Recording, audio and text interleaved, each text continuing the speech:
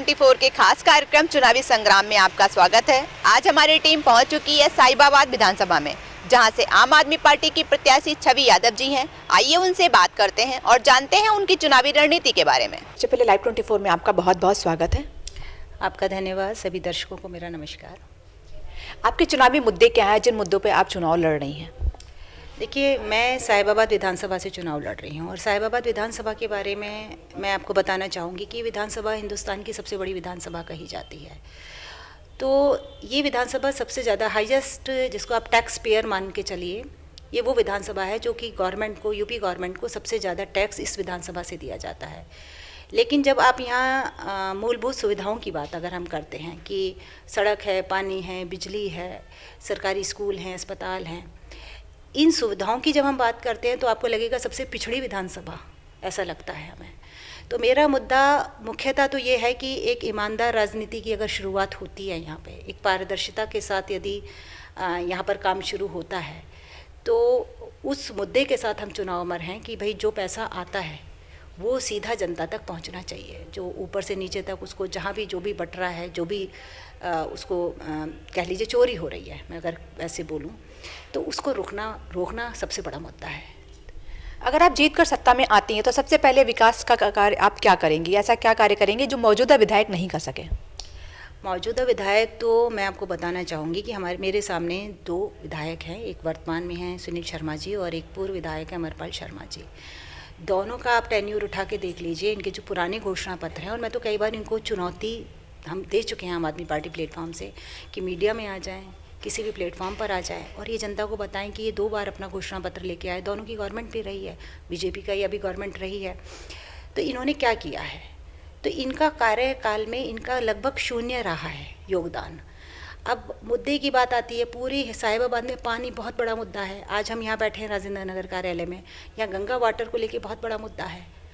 आप खोड़ा में जाते हैं तो खोड़ा में पानी बहुत बड़ा मुद्दा है। तो पानी है, मैंने कहा ना, जो मूलभूत सुविधाएं हैं, सरकारी अस्पताल का एक बहुत बड़ा मुद्दा है। इतना बड़ा क्षेत्रफल है ये ट्रांसेंडन एरिया, जहाँ बहुत लंबे समय से मांग रही है यहाँ के लोगों की कि भाई एक सरकारी अस्पताल होना चाहिए। अस्पताल नहीं है, सरकारी स्कूल नहीं है, डिग्री कॉलेज नहीं है। तो जो बेसिक हम लोगों को मिलना चाहिए इस क्षेत्र के लोगों को, कि पानी है, बिल्कुल बेसिक चीज़ें हैं, अस्पताल है, स्कूल है बच्चों के लिए, वो कहीं कुछ नहीं है। तो हमारी शुरुआत यही है कि हम इन सब चीज़ों से विधायक के तौर पर अगर आप कहना चाहेंगे कि पूरा ईमानदारी के साथ जनता का पैसा जनता के लिए लगे और इन सब कामों के ऊपर हम काम शुरू करेंगे, मुद्दों के ऊपर। आपको क्या लगता है यहाँ पर आपकी टक्कर किसके साथ है? देखिए, टक्कर की जहाँ तक बात है कि जनता के अंदर इतना असंतोष है सभी पार्टियों से, और मैं जहाँ भी जाती हूँ लोग ये कह रहे हैं कि नहीं, हम चाहते हैं बदलाव।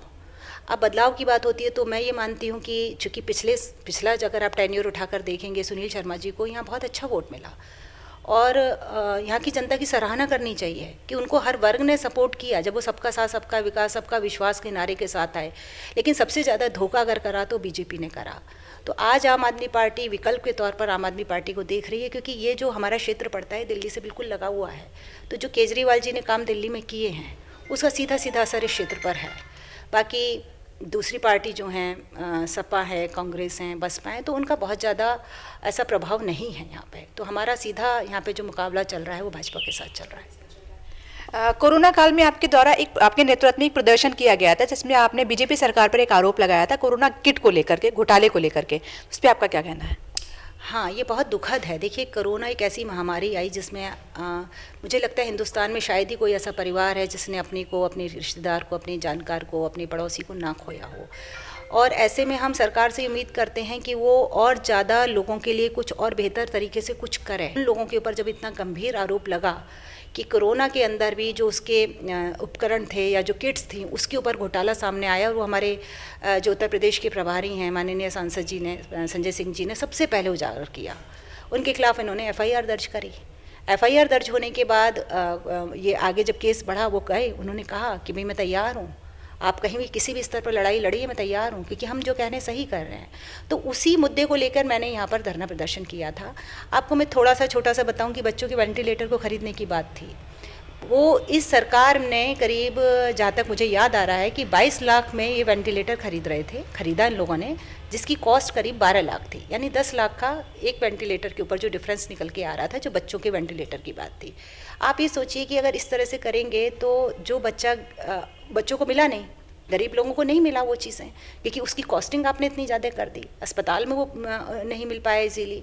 तो आप कहीं ना कहीं उनकी ज़िंदगी से खेल रहे हैं, उसमें भ्रष्टाचार कर रहे हैं, पैसा कमा रहे हैं। इसी तरह से कोरोना किट का आया, वो करीब 2800 रुपये का जो कोरोना किट था उसको 15,000 में खरीद रहे हैं। तो यानी जो आदमी महामारी में भी जनता के साथ धोखा कर सकता है, छल कपट हो सकता है, उनकी ज़िंदगी से आप लोग खेल रहे हैं। ऑक्सीजन की कमी से लोग मर गए, गंगा के किनारे लाशों का ढेर लग गया। हाँ, ये लोग कहते हैं कि हिंदू, मैं कहती हूँ हिंदुओं में क्या इनको ये नहीं पता कि अंतिम संस्कार होना चाहिए? रेत के अंदर लोग उनको दफनाने के लिए मजबूर हुए। तो बहुत, वो तो मैं कहती हूँ एक भयावह चीज़ें हैं, उसको जब याद करते हैं तो बहुत कष्ट भी होता है। और ऐसी नीयत की सरकार की उस समय भी ये घोटाले करते हैं, तो इससे इनका पूरा चरित्र जनता के सामने आ गया। और यही आक्रोश है आज पूरे क्षेत्र में, हम कहीं भी जाते हैं तो। गठबंधन को लेकर के अखिलेश यादव की तरफ से ऐसा मना कर दिया गया है कि गठबंधन वो नहीं करेंगे, तो अभी आपको क्या लगता है, आपकी सरकार गठबंधन के साथ सरकार बनेगी या फिर बिना गठबंधन के सरकार बनेगी? और अगर बनेगी तो आपका मुख्यमंत्री चेहरा कौन रहेगा? देखिए, अखिलेश जी से कभी ऐसी कोई बात ही नहीं हुई थी कि इतने आगे कोई बात ऐसी बढ़ी नहीं थी कि उनकी तरफ से कोई मनाही आए। एक शिष्टाचार में काफ़ी ये चला था कि अखिलेश जी की तरफ से मना कर दिया गया कि हम आम आदमी पार्टी की तरफ गठबंधन नहीं करेंगे। नहीं, ऐसा उनका मैंने तो कोई बयान नहीं देखा अखिलेश जी का कि ऐसा कोई उनका बयान आया हो। मीडिया में बहुत कुछ चल जाता है, क्या वो तो थोड़ा सा मैं उस पर भी नहीं जाना चाह रही कि मीडिया कैसे क्या चलाते हैं। हमारे सांसद जी ने बिल्कुल क्लियर किया था, उन्होंने 2 बार उनसे मिले, एक बार उनका जन्मदिन था तब मिले, एक बार दोबारा भी मिले। ठीक है, राजनीतिक बातचीत हुई होगी, दोनों राजनेता हैं, लेकिन उन्होंने हमेशा ये कहा कि हम सैद्धांतिक रूप से एक मत होना चाहते हैं कि भाई जिस तरह का माहौल उत्तर प्रदेश में है, भाजपा के शासन में चल रहा है, उससे जनता को निजात मिलनी चाहिए। तो गठबंधन का तो बात खत्म हो गई। अखिलेश जी ने भी, जहाँ तक मेरी जानकारी है, कभी इस तरह का कोई स्टेटमेंट तो आपको लगता है बिना गठबंधन के आपकी पार्टी सरकार बना लेगी? नहीं, देखिए, सरकार बनेगी कि नहीं बनेगी ये तो जनता के ऊपर निर्भर करता है। मेरा ये मानना है कि हम 403 विधानसभा में अब चुनाव लड़ रहे हैं, जो वर्तमान में स्थिति है, और हम लोग बहुत मजबूती से चुनाव लड़ रहे हैं।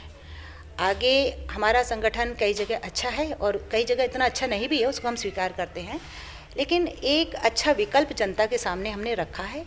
अब जनता का जो भी आदेश होगा उसको हम मानेंगे। मुख्यमंत्री चेहरा कौन रहेगा? मुख्यमंत्री चेहरा तो देखिए, हमारे पार्टी का एक सिस्टम है, आपका उस सिस्टम में ये होता है कि भाई जितना जो सामने रिजल्ट आता है, परिणाम आता है, उसके बाद डिसाइड किया जाएगा। महिला सशक्तिकरण को लेकर के क्या कहना चाहती हैं आप, क्योंकि आप स्वयं एक महिला हैं और आपको टिकट मिला है आपकी पार्टी की तरफ से?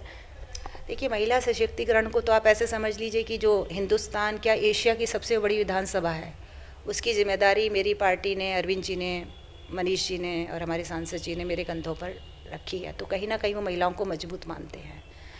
और इसको दूसरी बात जो आप आगे इसको समझें, टिकट को भी लेके, कि हमने सबसे पहले ये कहा था, आम आदमी पार्टी ने सबसे पहले कहा था कि हम करीब 40% टिकट जो है महिलाओं को देना चाहते हैं, अगर हमें अच्छी योग्य महिलाएं मिलती हैं उम्मीदवार के तौर पर। बाद में कांग्रेस ने कुछ बोला, प्रियंका जी ने कुछ बोला और लोगों ने बोला। तो मेरा सीधा सीधा सवाल ये है कि भाई आपको तो लंबा समय हो गया राजनीति में, कांग्रेस को और दूसरे दलों को। यदि आप ये चाहते थे कि राजनीति में महिलाओं की सक्रियता बढ़नी चाहिए या ऐसा कुछ था, तो आपको अभी तक रोक किसने रखा था?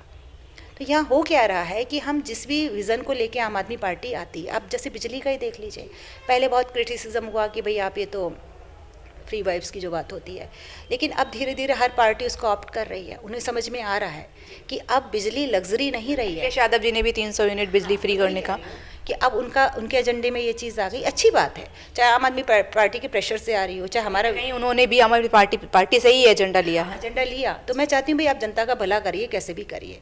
तो महिला सशक्तिकरण में तो हमारी पार्टी बहुत ही ईमानदारी से और बहुत पारदर्शिता से काम कर रही है, और मैं प्रदेश उपाध्यक्ष के पद पर भी हूँ, तो संगठन में भी उनको स्थान मिल रहा है।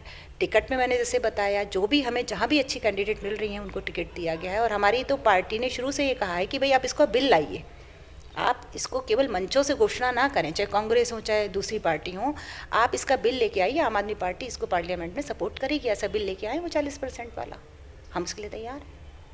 Live 24 से बात करने के लिए आपका बहुत बहुत धन्यवाद। तो ये थी हमारे साथ आम आदमी पार्टी की प्रत्याशी छवि यादव जी, जिन्होंने हर सवाल का बहुत ही सहजता से जवाब दिया। कैमरा पर्सन शफीक के साथ मैं सुकीर्ति दीक्षित, लाइव 24 साहिबाबाद।